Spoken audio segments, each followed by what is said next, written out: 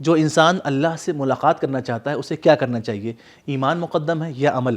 کیا ہر ہجرت اور جہاد کی اہمیت ہے؟ آئیے ان سوالات کے جوابات جانتے ہیں آج کے ایپیسوڈ میں۔ بسم اللہ الرحمن الرحیم۔ ناظرین محترم، السلام علیکم ورحمۃ اللہ وبرکاتہ۔ سبیل قرآن کے اس تفسیری پروگرام میں ایک بار پھر آپ سبھی کا استقبال کرتے ہیں۔ جس زبان پہ قرآن کی تلاوت جاری ہوتی ہے وہ زبان قیامت کے دن عزت پائے گی، اور جس دل میں قرآن آباد ہوتا ہے اس کا مقدر بھی آباد ہوتا ہے۔ آج آپ کے سامنے سورہ بقرہ کی آیت نمبر 218 کی تفسیر لے کر حاضر ہوئے ہیں۔ آئیے سب سے پہلے اس آیت کی تلاوت کو اس کے ترجمے کے ساتھ سن لیتے ہیں۔ کتاب انزلناه الیک مبارک لیدبروا آیاته ولیتذکر اولو الالباب۔ بسم اللہ الرحمن الرحیم۔ ان الذين آمنوا والذين هاجروا وجاهدوا في سبيل الله اولئك يرجون رحمة الله والله غفور رحيم۔ یقیناً جو لوگ ایمان لے آئے اور جن لوگوں نے ہجرت کی، راہ خدا میں جہاد کیا، وہی اللہ تعالیٰ کی رحمت کی امید رکھتے ہیں، اور خداوند بخشنے والا مہربان ہے۔ اب آئیے اس آیت کے نکات کو بھی جان لیتے ہیں۔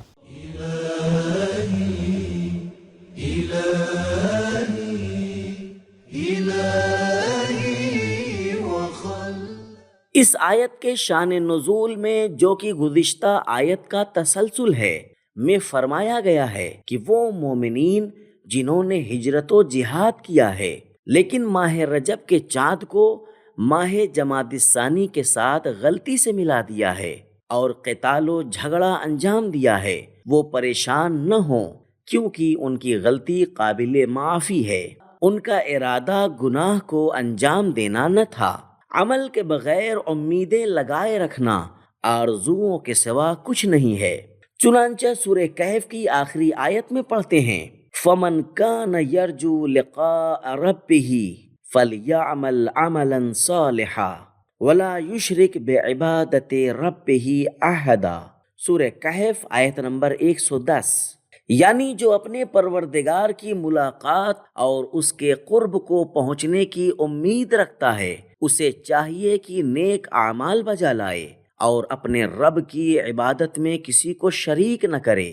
رجا وہ امید ہوتی ہے جس تک پہنچنے کے لیے انسان اس کے مقدمات خود فراہم کرتا ہے۔ اسلام مختلف طریقوں سے انسان کو رحمت پروردگار کا امیدوار بناتا ہے۔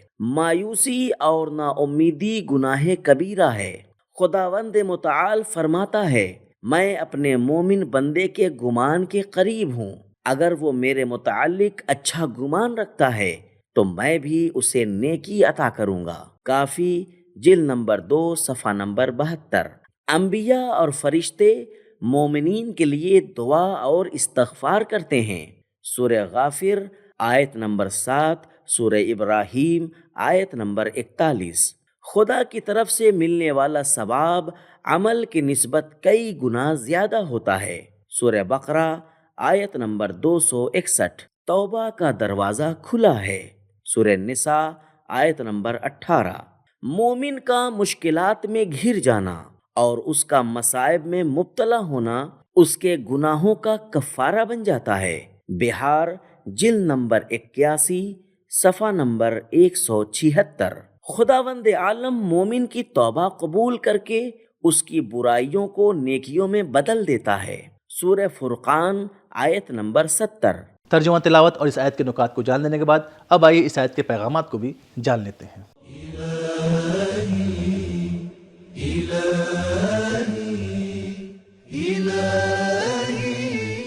نمبر 1، ایمان کا مقام اور مرتبہ عمل پر مقدم ہے۔ نمبر 2، پروردگار کے لطف و کرم کی امید ایمان، ہجرت اور جہاد کے ساتھ مشروط ہے۔ نمبر 3، افکار اور اعمال کے بنیادی اصول اگر صحیح ہوں تو جزوی غلطیاں قابل معافی ہوتی ہیں۔ نمبر 4، ہمیشہ خداوند متعال کے لطف و کرم کا امیدوار رہنا چاہیے، اپنے نیک اعمال پر بھروسہ نہیں کرنا چاہیے، کیونکہ بری عاقبت و حبط اعمال اور اطاعت کے قبول نہ ہونے کا خطرہ زندگی کے آخری لمحے تک ہمارے سر پر منڈلاتا رہتا ہے۔ نمبر 5، جب بندہ اللہ تعالیٰ کی رحمت پر امیدوار رہتا ہے تو اللہ تعالیٰ بھی اعلان فرماتا ہے کہ وہ معاف کرنے والا اور مہربان ہے۔ نمبر 6، ہجرت اور جہاد کی اہمیت اس وقت ہے جب خدا کی راہ میں اور اس کے لیے ہو۔ نمبر 7، نیک مومنین اور مخلص مہاجرین بھی اس کی رحمت و مغفرت کے محتاج ہیں۔ نمبر 8، مہاجرین فی سبیل اللہ اور راہ خدا میں جہاد کرنے والوں کی غلطیوں کو معاف کر دینا چاہیے۔ تو ناظرین، ہم نے جانا کہ جو انسان چاہتا ہے اللہ سے ملاقات کرے، اسے چاہیے نیک عمل انجام دے اور کسی کو بھی اللہ کا شریک نہ بنائے، اور ایمان کا مرتبہ عمل پر مقدم ہے، اور ہجرت اور جہاد کی اہمیت اس وقت ہے جب اللہ کے لیے اور اللہ کی راہ میں کیا جائے۔ تو ہمارا آج کا ایپیسوڈ یہ ختم ہوا، ملتے ہیں اگلے ایپیسوڈ میں، تب تک کے لیے خدا حافظ۔ سبیل قرآن، قرآنی سماج کی پہچان۔